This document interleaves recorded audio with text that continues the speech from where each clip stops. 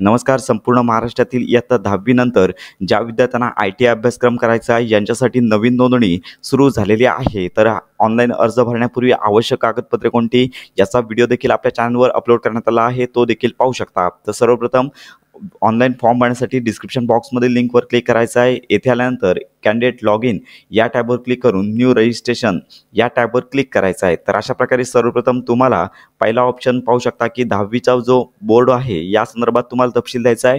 तुम्ही महाराष्ट्र राज्याचे जे स्टेट बोर्ड आहेत तर स्टेट बोर्डचे विद्यार्थी असाल तर पहिल्या कॉलमवरती टिक करायचं आहे. त्याचबरोबर महाराष्ट्र स्टेट बोर्ड व्यतिरिक्त CBSE किंवा ICIC त्याचबरोबर पाहू शकता की Indian certificate bye secondary education किंवा इतर कुठलं बोर्ड असेल तर दुसरा ऑप्शन घ्यायचा आहे. त्यापैकी महाराष्ट्र बोर्डच्या विद्यार्थ्यांनी पहिला ऑप्शन घ्यायचा आहे. तर सर्वप्रथम तुम्हाला इथे परीक्षा क्रमांक 10वी परीक्षेचा मार्कशीटवरती पाहून टाईप करायचा आहे. त्याचबरोबर परीक्षेचं वर्ष तुम्ही एक्झाम कोणत्या वर्षी दिली NRF विंडोमधून तुम्हाला निवडायचं आहे. त्यानंतर परीक्षेचा महिना कोणत्या महिन्यामध्ये परीक्षा झाली, मार्च, एप्रिल, आणि त्यानंतर पुढच्या आयकॉनमध्ये तुमची जन्मतारीख, यामध्ये वय, वर्ष आणि त्याचबरोबर महिना अशा प्रकारे माहिती निवडायची आहे. त्याचबरोबर कॅन्डिडेट डिटेल या टॅबवरती तुम्हाला तुमचं पहिलं नाव कॅपिटल लिपीमध्ये टाईप करायचं आहे, तुमचं आडनाव टाईप करायचा आहे. त्यानंतर तुमचा मोबाईल नंबर पहिला द्यायचा आहे. लक्षात घ्या, मोबाईल नंबर टाईप करून झाल्यानंतर अशा प्रकारची पॉपअप विंडो पाहायला मिळेल. मोबाईलवरतीच ॲप्लिकेशन फॉर्म वगैरे डाउनलोड करायचा असल्याने हा मोबाईल ॲक्टिवेट ठेवायचा आहे. तर यासाठी ॲग्री या टॅबवर क्लिक करायचं आहे आणि इथे पाहू शकता की व्हेरीफाय अशा प्रकारचा आयकॉन पाहायला मिळेल. व्हेरीफाय या टॅबवर क्लिक करून तुमच्या मोबाईलवरती एक OTP पाठवला जाईल. OTP टाईप करून सबमिट या टॅबवर तुम्हाला क्लिक करायचं आहे. सबमिट या टॅबवर क्लिक केल्यानंतर सक्सेसफुली व्हेरिफिकेशन अशा प्रकारची विंडो पाहायला मिळेल. ओके टॅबवर क्लिक करायचं आहे. त्यानंतर दुय्यम मोबाईल नंबर असेल तर द्या, अन्यथा गरज नाही आहे. तर लक्षात घ्या, दोन्ही नंबर चालू असले पाहिजेत.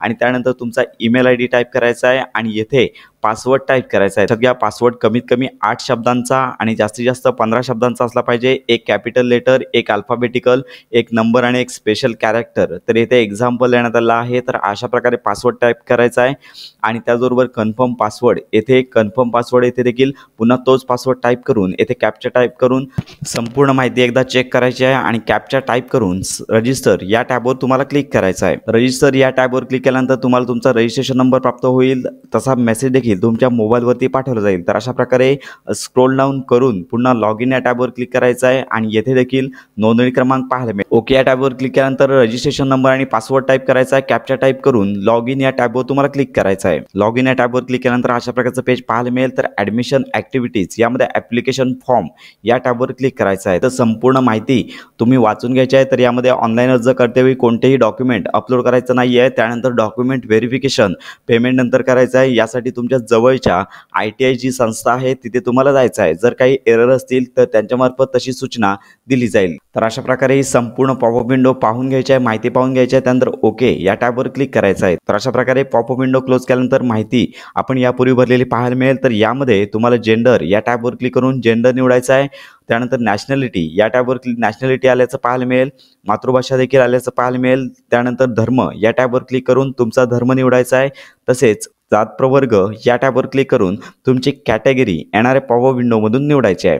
कॅटेगरी निवडून झाल्यानंतर कास्ट पुढे जे आहे त्या ऑप्शनवरती क्लिक करून तुम्हाला त्यातली सब कास्ट तुमची कोणती आहे ती NRF पॉपअप विंडोमधून निवडायची आहे. तर यानंतर तुमच्याकडे नॉन क्रिमिनल प्रमाणपत्र आहे का, असेल तर येस म्हणा, नसेल तर नो म्हणायचं आहे. नसेल तर तुमचा प्रवेश ओपन कॅटेगरीतून केला जाईल. तर अशा प्रकारे त्यानंतर तुम्हाला मोबाईल नंबर ॲड करायचा असेल तर करू शकता. आणि त्यानंतर खाली कुटुंबाचे वार्षिक उत्पन्न या टॅबवर क्लिक करून येणाऱ्या पॉपअप विंडोमध्ये तुमच्या उत्पन्नाच्या दाखल्यावरची माहिती पाहून ही माहिती निवडायची आहे. तर यानंतर नेक्स्ट पेज या टॅबवर तुम्हाला क्लिक करायचं आहे. नेक्स्ट पेजवरती आल्यानंतर तुम्हाला ॲड्रेस तपशील भरायचा आहे. यामध्ये कंट्री म्हणजे देश अगोदर आलचा पाहायला मिळेल. ॲड्रेस लाईन 1, ॲड्रेस लाईन 2 यामध्ये तुमचा संपूर्ण पत्ता टाईप करा. राज्य अगोदरच निवडलेला आहे. पुढे जिल्हा या टॅबवर क्लिक करून तुमचा जिल्हा निवडायचा आहे. त्यानंतर तालुका या टॅबवर क्लिक करून येणाऱ्या यादीमधून तालुका निवडायचा आहे.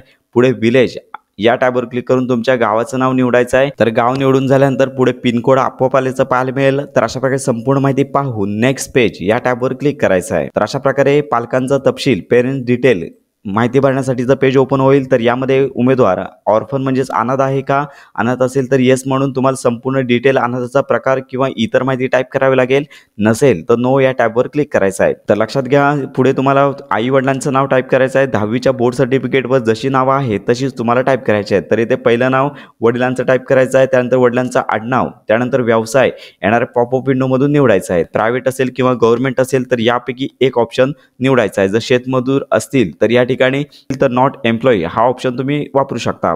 खाली स्क्रोल डाऊन करून उत्पन्न मर्यादा येणाऱ्या पॉपअप विंडोमधून जे यापूर्वी उत्पन्न टाईप केलं ते टाईप करायचं आहे। राज्य आल्याचं पाहायला मिळेल। त्यानंतर खाली जिल्हा या टॅबवर क्लिक करून तुमचा जिल्हा तुम्हाला येणाऱ्या पॉपअप विंडोमधून निवडायचा आहे। जिल्हा निवडून झाल्यानंतर खाली तालुक्याचं नाव येईल, येणाऱ्या पॉपअप विंडोमधून तालुका निवडायचा आहे। तर अशाच प्रकारे वडिलांप्रमाणे आईची माहिती देखील भरायची आहे। आईचं पहिलं नाव, त्यानंतर आडनाव, त्यानंतर व्यवसाय, गृहिणी असेल तर नॉट एम्प्लॉई, जर असेल तर संपूर्ण माहिती टाईप करायची आहे। यानंतर स्क्रोल डाऊन करून इन्कम या टॅबमध्ये इन्कम असेल तर टाईप करू शकता, नसेल तर नो इन्कम हा ऑप्शन निवडायचा आहे। राज्य अगोदर चालचं पाहायला मिळेल, जिल्हा येणाऱ्या पॉपअप विंडोमधून निवडायचा आहे। तालुका या टॅबवर क्लिक करून तालुका निवडायचा आहे। ही संपूर्ण माहिती पुन्हा एकदा चेक करून नेक्स्ट पेज या टॅबवर क्लिक करायचं आहे। नेक्स्ट पेज या टॅबवर क्लिक केल्यानंतर ॲडिशनल डिटेल भरण्यासाठीचं पेज ओपन होईल। तर लक्षात घ्या, आपण डिफेन्स कॅटेगरी अंतर्गत येता का, असेल तर येस म्हणायचं आहे, अन्यथा नो या टॅबवर क्लिक करायचं आहे। तर यामध्ये पाहू शकता की प्रकल्पग्रस्त, भूकंपग्रस्त, माजी सैनिक यांसारख्या ऑप्शन दिव्यांग तर यामध्ये येतात। जर असाल तर तुम्हाला योग्य तो ऑप्शन निवडायचा आहे, नसेल तर नो या टॅबवर क्लिक करायचं आहे। त्यानंतर पर्सनल विथ डिझॅबिलिटी कॅटेगरी असेल तर तुम्हाला कुठले दिव्यांग असेल किंवा डिझॅबिलिटी असेल तर येस म्हणून त्याचा प्रकार, त्यानंतर वर्ग आणि त्यानंतर कॅटेगरी कुठले आहे तर अशा प्रकारे संपूर्ण माहिती टाईप करायची आहे, अन्यथा नो या टॅबवर क्लिक करायचं आहे। याचबरोबर तुम्ही इतर कुठल्या 10वीमध्ये इंटरमिडिएट जर चित्रकला परीक्षा पास केली असेल तर येस म्हणायचं आहे आणि नसेल तर नो या टॅबवर क्लिक करायचं आहे। स्पोर्ट्समन असाल तर येस म्हणून खेळातील सहभाग म्हणजे जिल्हास्तरीय, राज्यस्तरीय, नॅशनल अशा प्रकारे संपूर्ण माहिती टाईप करायची आहे, नसेल तर नो या टॅबवर क्लिक करायचं आहे। यानंतर पाहू शकता की महाराष्ट्रातील शासकीय मान्यताप्राप्त बालसुधारगृहातून उत्तीर्ण झालेले उमेदवार असतील तर येस म्हणून पुढची डिटेल जिल्हा आणि तालुका निवडायचा आहे, नसेल तर नो या टॅबवर क्लिक करायचं आहे। ही संपूर्ण माहिती भरून झाल्यानंतर नेक्स्ट पेज या टॅबवर तुम्हाला क्लिक करायचं आहे। तर अशा प्रकारे एज्युकेशन क्वालिफिकेशन म्हणजे शैक्षणिक पात्रता टाईप करण्यासाठीचं पेज ओपन होईल। तर लक्षात घ्या, तुम्ही 10वीची परीक्षा महाराष्ट्र राज्यातून उत्तीर्ण केली असेल तर पहिला ऑप्शन घ्यायचा आहे, या व्यतिरिक्त असेल तर दुसरा ऑप्शन निवडू शकता आणि भारताबाहेर असेल तर तिसरा ऑप्शन निवडू शकता।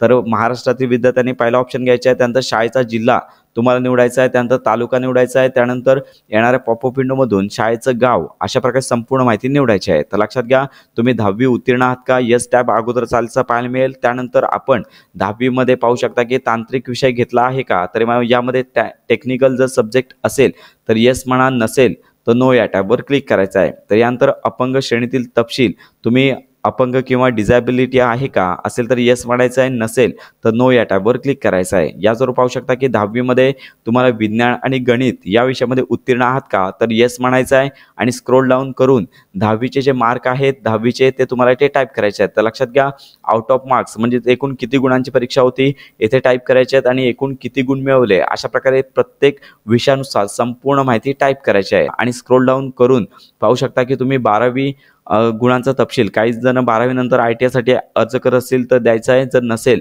तर सगळ्यांसाठी नो हा ऑप्शन येथे येईल। त्यानंतर स्क्रोल डाऊन करून हायस्ट क्वालिफिकेशन 10वी पाहायला मिळेल, त्यानंतर ग्रॅज्युएशन किंवा 12वी असेल त्यांचा इथे ऑप्शन बदलेल। त्यानंतर पुढे पाहू शकता की पदवीचे नाव येथे नॉट ॲप्लिकेबल अशा प्रकारचे ऑप्शन पाहायला मिळेल। अशा प्रकारे संपूर्ण माहिती भरून झाल्यानंतर नेक्स्ट पेज या टॅबवर तुम्हाला क्लिक करायचं आहे। नेक्स्ट पेज या टॅबवर क्लिक केल्यानंतर प्रोव्हिजनल ट्रेनिंग डिटेल यामध्ये जर कुठले असेल तर या संदर्भात माहिती टाईप करायची आहे। त्यामध्ये पाहू शकता की यापूर्वी तुम्ही ITI मध्ये प्रवेश घेतला आहे का, त्यानंतर इयर ऑफ पासिंग अशा प्रकारे माहिती टाईप करायची आहे, नसेल तर नो अगोदर चालचं पाहायला मिळेल। यानंतर नेक्स्ट पेज या टॅबवर क्लिक करायचं आहे। तर यानंतर अंडरटेकिंग फॉर्म तुमच्या समोर ओपन होईल। तर सर्वप्रथम तुम्हाला ITI अंतर्गत तुमच्या जिल्ह्यामध्ये अर्ज घ्यायचा असेल तर होम डिस्ट्रिक्ट या टॅबवर क्लिक करून तुमचा मूळ जिल्हा निवडायचा आहे। तुम्हाला कोणत्या ITI संस्थेमध्ये तुमच्या जवळच्या प्रवेश घ्यायचा आहे किंवा उपस्थित डॉक्युमेंट व्हेरिफिकेशन राहणार आहात ते तुम्हाला निवडायचं आहे।